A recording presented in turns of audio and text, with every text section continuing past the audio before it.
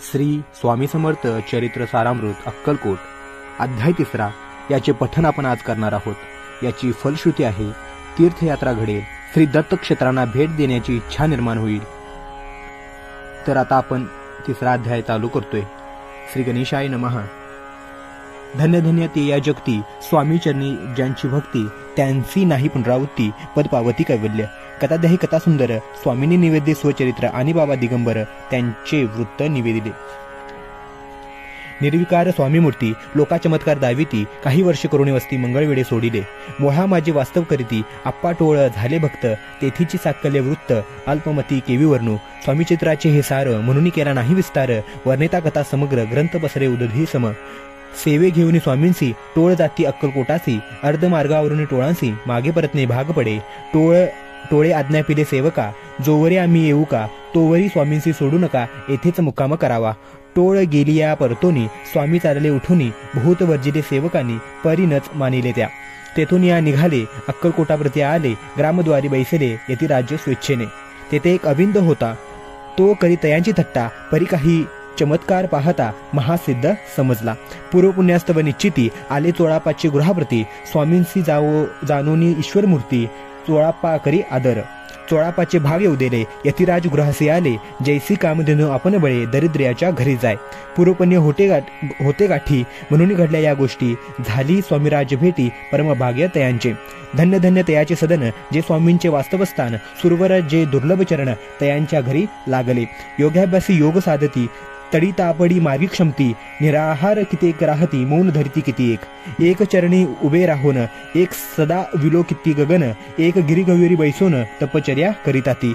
एक पंचाग्नी साधन करीती, एक पवनाथे भक्षिती, कित्येक संन्यासी होती संसार ओघा सोडूनी।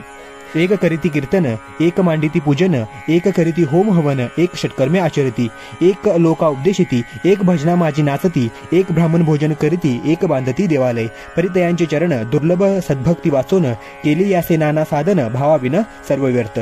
योग योगादिक काही चोळापाने केले नाही, परिभक्तिस्तव पाही, स्वामी आले सदनाते, त्यांची देखून या भक्ती, स्वामी तेथे भोजन करती, तेव्हा चोळापाची चित्ती आनंद झाला बहुसा। तेपासून त्यांचे घरी राहिले स्वामी अवतारी, दिवसेंदिवस चाकरी चोळापाने करी अधिकाधिक। तेव्हा राज्य पदाधिकारी मालोजी राज्य गादीवरी, दक्ष असुनी कारभारी, परमज्ञानी असती जे। अक्कलकोटाची प्रख्याती तेव्हा काही विशेष नव्हती, परितयांचे भाग्य निश्चिती स्वामीचरणी उदेले। तेपासून या जगात तया नगराचे नाव गाजत, अप्रसिद्ध ते प्रख्यात किती एक झाले। चोळापाचे गृहाप्रती आले कोणी झाले एक यती, लोका चमत्कार दाविती गावात मात पसरली। आपली व्हावी प्रख्याती ऐसे नाही दयांची चित्ती, म्हणून या स्वामीराज यती बहुधा न जाती फिरावया। लोका माझी पसरली मात, नृपासी कळला वृत्तांत, की आपल्या नगरात यती विख्यात पातले। राहती चोळापाचे घरी, दर्शना जाती नरनारी, असती केवळ अवतारी, लीला त्यांची विचित्र। वार्ता ऐसे ऐकुनी राव बोलला कायवानी, गावात पस यती येऊनी, फार दिवस जाहले, परी आम्हा श्रुत पाही, आजवरी जाहले नाही, आता जाऊनी लवलाही, भेटू तया येतेवर्या। परी ते केवळ अंतर्ज्ञानी, ऐसी वार्ता ऐकली कानी, हे सत्य तरी येऊनी, आत्ताच देती दर्शना। राव मुखातून वाणी निघाली, तोची अतिमूर्ती पुढे ठेली, सकल सभा चकित झाली, मती गुंगली रायाची। सिंहासनाखाली उतरून राव घाली लोटांगण, प्रेमाशून्नी भरले नयन, कंठ झाला सगदीत। धूड गाठली मिठी चरण धुतले नेत्राशून्नी, मग तया हस्तकी धरुनी आसनावरी बैसविले। खून पटली अंतरी, स्वामी केवळ अवतारी, अभक्ती पळून गेली दुरी, चरणी भक्ती जडली तै। सकल सभा आनंदली, समस्ती पाऊले वंदिले, षोडशोपचारी पूजिली, स्वामी मूर्ती नुपराये।